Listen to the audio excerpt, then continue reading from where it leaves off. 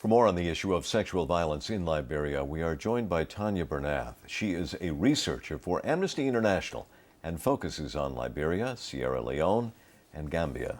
Welcome. Thank you. You know, Liberia went through this very brutal 14 years of civil war, and the problem of rape and sexual violence remains. So explain how, in this particular case, or in all cases in general, that it's a problem even long after the conflict ends. Well, during the war, as you mentioned, rape and sexual violence was used as a weapon of war. And so it was very prevalent. And even now in the post-conflict period, it's an endemic, it's an endemic, really. It's a huge problem. And what's happened is even before the war, rape and sexual violence would go on. But this is before sort of human rights groups came in and said, this is actually wrong. And then during the war, you had gang raping and, like I said, just so many women. Well, the levels of it were staggering. I mean, I've read some of the accounts of surveys that have been done on women post the conflict.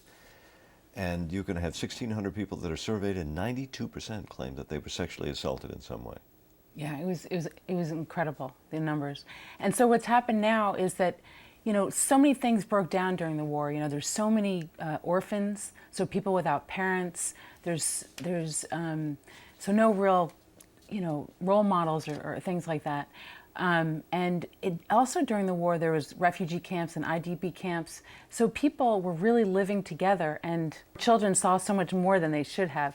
You know what I mean? We mean internally displaced persons camp. Mm-hmm. So people that were internally displaced inside Liberia.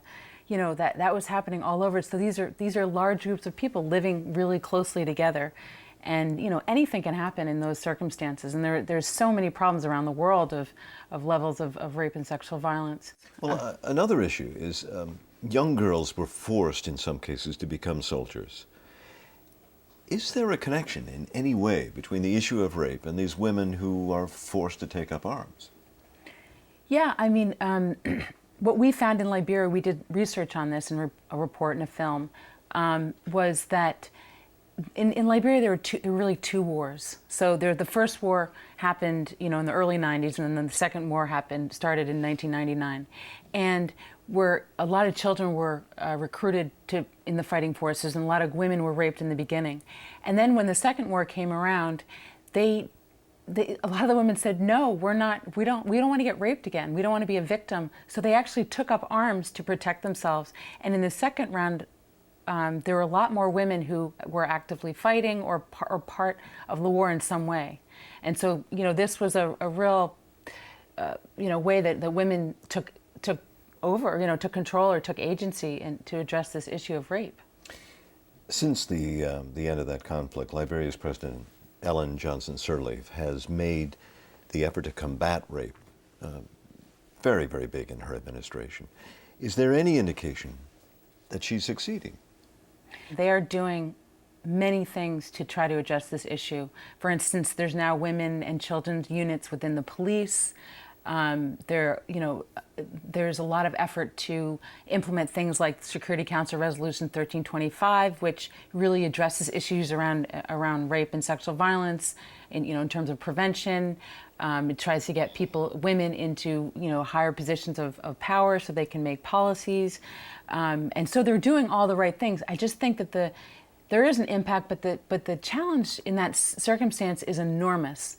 And so they're really battling, a difficult situation.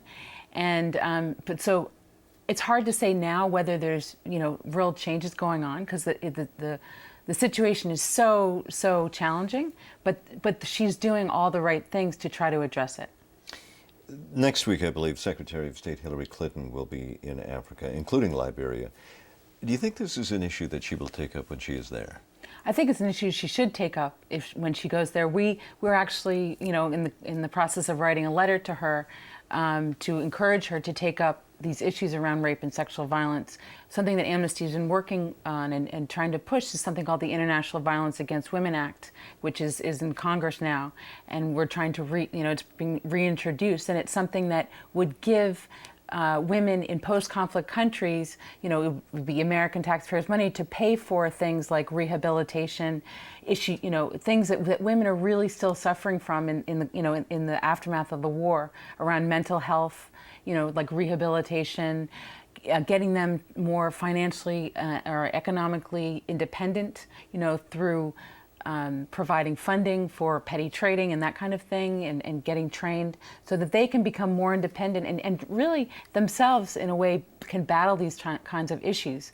If women are independent economically, they can get out of marriages that aren't good, that they're being raped or battered in.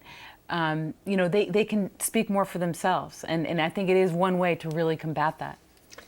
It is a subject matter we follow closely on World Focus. We will continue to follow. Tania Bernath, thank you very much for speaking with us. Okay, thank you.